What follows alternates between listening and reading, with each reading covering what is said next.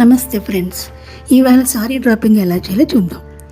ఇది బ్లౌజ్ కోసం అనమాట. మీరు ఏదైనా చిన్న క్లాత్ తీసుకుని ఒక పట్టీలాగా రెడీ చేసుకుంటే సరిపోతుంది. ఇది బార్డరు సారీకి మనం వేయడానికి. మీకు సారీకి మ్యాచింగ్గా ఏ బార్డర్ బాగుంటుందో సెలెక్ట్ చేసుకుని దాన్ని వేసుకోండి. నేనైతే పింక్ అండ్ గ్రీన్ తీసుకున్నాను. ఇది వచ్చేసి సైజు మా అమ్మవారి సైజు వీడియోలో మొదట చూపించినట్టుగా 5 ఇంచెస్ నడుము దగ్గర నుంచి మనం కింద పాదాల వరకు చూసుకోవాలి. నేను ఇంచుమించుగా దానికి డబల్ తీసుకున్నాను. తర్వాత దాన్ని అలా ఫోల్డ్ చేసి ఆ కింద అంటే కుర్చీలు ఉంటాయి కదా, ఒక రబ్బర్ బ్యాండ్ అలా పెట్టుకున్నాం అనుకోండి, కదలకుండా చక్కగా ఉంటుంది.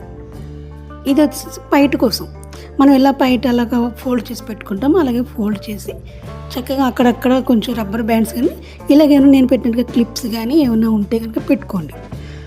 కదలకుండా చక్కగా ఉంటుందండి. పెట్టేటప్పుడు ఎలాగో తీసేస్తాం కానీ అందాక. ఇది వచ్చేసి బ్లౌజ్ అని చెప్పాను కదా, ఆ పట్టి తీసుకుని క్రిస్ క్రాస్ మోడల్ అంటారు కదా, అలా పెట్టుకుంటే అంతే. చాలా ఈజీ మోడల్. మనం ప్రత్యేకించి బ్లౌజ్ కుట్టడాలు చేయడాలు ఏం చేయక్కర్లేదు.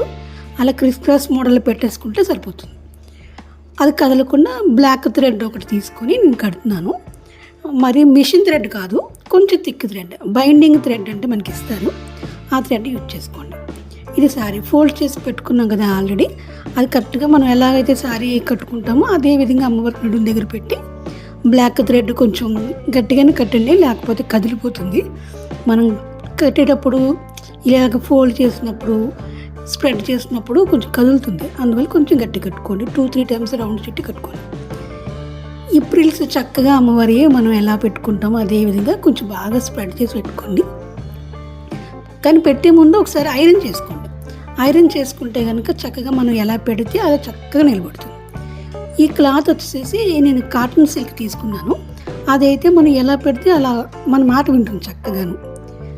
వేరే అయితే అవి కూడా బాగానే ఉంటాయి కానీ దీనంత పర్ఫెక్ట్గా అది రాదు.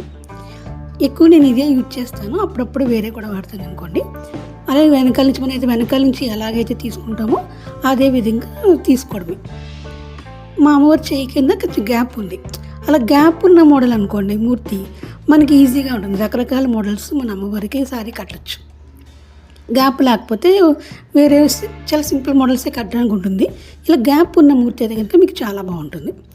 మళ్ళీ ఇంకొకసారి అలా వెనకాల నడుము నుంచి తీసుకుని అమ్మవారి పాదాల దగ్గర ఇటుపక్క అంటే ముడుకుల దగ్గర అంటారు కదా, అలాగ అటు ఇటు వచ్చేటట్టు మళ్ళీ వెనకాల నుంచి ఒకసారి తిప్పుకొని ఆ చేతిలోంచి దురుపుకొని ఇలా పెట్టుకోవచ్చు. ఇది ఒక మోడల్. మీకు ఇలా నచ్చితే మీరు ఇలా చేసుకోండి. కొంచెం అక్కడ పక్కన మీ మూర్తి స్కిన్ అది కనిపించకుండా జాగ్రత్తగా స్ప్రెడ్ చేసుకుంటే కనుక కనిపించకుండా నీట్గా ఉంటుంది. లేదు మాకు ఈ మోడల్ నచ్చలేదు అనుకుంటే నేను ఇప్పుడు ఇంకొక మోడల్ చూపిస్తాను, అది చూసి అలా చేసుకోండి.